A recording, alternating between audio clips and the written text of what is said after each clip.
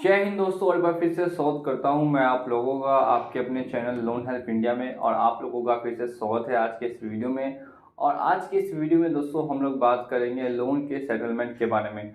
काफ़ी वीडियोस में मैंने ये आपको बताया है कि लोन का सेटलमेंट हो जाता है, पर्सनल लोन खासकर अगर आपने क्रेडिट कार्ड का यूज़ किया है या फिर एनबीएफसी से लोन लिया है या फिर बैंक का पर्सनल लोन लिया है, किसी भी तरीके से लोन लिया है और अब आप सोच रहे हैं कि क्या उसका सेटलमेंट होगा कि नहीं होगा, तो मैंने वीडियोस में आपको पहले से बता रखा है कि सेटलमेंट दोस्तों हो जाता है। अब सेटलमेंट करने का क्या प्रोसेस, सेटलमेंट कैसे होता है, आपको कैसे करना है, किन बातों का ख्याल रखना है जिससे कि आपका सेटलमेंट आसानी से हो जाए, और वो कब करना है, कितना अमाउंट होगा तब आपको करना चाहिए और कब नहीं करना चाहिए, सभी बातें डिस्कस करेंगे आज के इस वीडियो में। तो एक बार फिर से स्वागत करता हूँ मैं आप लोगों का आपके अपने चैनल लोन हेल्प इंडिया में। और अगर आपने अभी तक चैनल को सब्सक्राइब नहीं किया तो चैनल को सब्सक्राइब करके बेल आइकन को प्रेस करना बिल्कुल भी नहीं भूलें।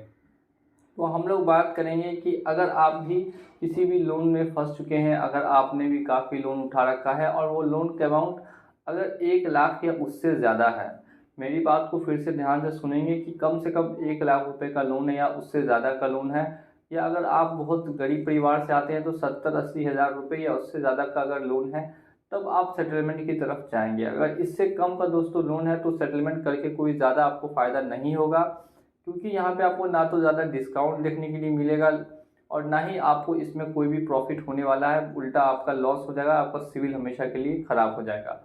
अब हम लोग बात करते हैं कि 1 लाख रुपए से ज़्यादा का लोन अगर आपके ऊपर है तब आपको सेटलमेंट करना चाहिए। और सेटलमेंट के बैंक ऑफर कब देती है और आपको क्या करना है वो भी ध्यान से आप सुनते रहेंगे। तो देखिए, जब आप लोन को डिफ़ॉल्ट करते हैं तो सबसे पहले बैंक रिकवरी की कोशिश करती है, डायरेक्ट आपको सेटलमेंट का ऑफर नहीं करती है। रिकवरी के माध्यम में वो आपको रिकवरी एजेंट नोटिस और बाकी कॉल वगैरह से परेशान करती है, जो मैंने काफ़ी वीडियोज़ में आपको बता रखा है। इसके बाद यहाँ पे आता है दोस्तों, जब आपका लोन डिफ़ॉल्ट 6 महीने या उससे ज़्यादा हो जाएगा। फिर से मेरी बात को ध्यान से सुनेंगे, 6 महीने या उससे ज़्यादा आपका डिफ़ॉल्ट हो जाएगा तभी आपको ऑफ़र देखने के लिए मिलेंगे। इससे पहले काफ़ी कम लोगों को या काफ़ी कम बैंक या कंपनियां हैं जो ऑफ़र करती हैं। खासकर सभी बैंक या कंपनियां जो है वो 6 महीने के बाद ऑफ़र करती है लोन का सेटलमेंट। कब? जब आपका अमाउंट 1 लाख या उससे ज़्यादा का रहे तब। अब 70-80 हज़ार का भी किया जा सकता है, ऐसा कोई फिक्स नहीं है। लेकिन मैं आपको ज़्यादातर बताऊंगा कि अगर 1 लाख, 2 लाख, 4 लाख का अमाउंट है और अब आप इतना अमाउंट भर नहीं सकते और मल्टीपल लोन्स हो चुके हैं तो फिर सेटलमेंट एक बेटर ऑप्शन हो सकता है। किस लिए? ताकि आप जो है इन कंपनियों से बच सके, इन कंपनियों के हरासमेंट से बच सके। वो भी अगर आप फ्यूचर में आपको किसी और तरीके से प्रॉब्लम ना हो। लेकिन एक बात का ध्यान हमेशा रखिएगा कि लोन का सेटलमेंट करने से आपका जो दोस्तों सिविल है उस पर हमेशा सेटल शो करेगा, जिससे आपका सिविल हमेशा लो ही रहेगा और कोई भी बैंक कंपनी फिर फ्यूचर में जल्दी पर्सनल लोन नहीं देगी। ये बात आपको पता होनी चाहिए। इसके बाद भी अगर आप सेटलमेंट करना चाहते हैं तो फिर ध्यान से सुनिएगा। जब बैंक आपको ऑफ़र करेगी तो वो 1 लाख का आपको 80 हज़ार रुपये या 90 हज़ार रुपये पे करने के लिए कहेगी। उसकी तरफ से ज़्यादा डिस्काउंट आपको देखने के लिए नहीं मिलेगा। सिर्फ और सिर्फ 1 लाख का वो लोग 80 हज़ार या 90 हज़ार रुपये आपको बोलेंगे। 1 लाख रुपये में फ़ाइन और चार्जेस को हटा के जो आपका प्रिंसिपल अमाउंट है जो आपके बैंक अकाउंट में है उसकी बात कर रहा हूँ। अगर आपके बैंक अकाउंट में 1 लाख रुपये आया है, 6 महीने आपने डिफ़ॉल्ट रखा तो वो ज़रूर से ज़रूर 1.5 लाख हो गया होगा। लेकिन आपको यहाँ पर ध्यान रखना है कि 1 लाख का जो 25% होता है या 30% होता है, इसी पर आपको सेटलमेंट करना है। किसी किसी केस में 20% पे भी हो जाता है, लेकिन ज़्यादातर बैंक्स कम से कम तो 30% पैसा लेती ही लेती है या 25% पैसा लेती ही लेती है सेटलमेंट करने के लिए। अब इसका पूरा प्रोसेस क्या है वो ध्यान से सुनेंगे। बैंक आपको सेटलमेंट ऑफर करेगा तो आपको एक सेटलमेंट लेटर मिलेगा जिसमें अमाउंट लिखा रहेगा कि कितने अमाउंट में आपका जो लोन है वो क्लोज हो जाएगा। ये हमेशा वन टाइम ही कीजिएगा, इस बात का हमेशा ध्यान रखें। वन टाइम मैं इसीलिए बोल रहा हूँ क्योंकि अगर आप इसको भी ईएमआई में करेंगे तो अगर आपने एक भी ईएमआई मिस की तो जो आपका अमाउंट था पहले वो फिर से उतना हो जाएगा। तो हमेशा सेटलमेंट करना है वन टाइम में। जब तक आपके पास एक बार में इतना पैसा ना आए तब तक आप सेटलमेंट नहीं करेंगे। इस बात का ध्यान रखिए, नहीं तो फिर आपका सेटलमेंट कभी भी नहीं हो पाएगा और आपका लोन हमेशा एक्टिव ही शो करेगा। अब ध्यान से मेरी बात को सुनते रहें। जब आपको सेटलमेंट लेटर मिल जाएगा या फिर कोई कंपनी आपको सिर्फ मैसेज के द्वारा या मेल के द्वारा बताती है कि आपका सेटलमेंट का अमाउंट इतना है, लेकिन कोई ना कोई मेल या फिर मैसेज आपको कंपनी की तरफ से रिसीव होना चाहिए, तभी आप उनका पेमेंट करेंगे। अगर वो कोई ऐसा मैसेज रिसीव नहीं हुआ है और उसके पहले आपने पेमेंट कर दिया तो फिर ध्यान रखिएगा आपका लोन फिर क्लोज नहीं होगा, आपका लोन एक्टिव ही रहेगा।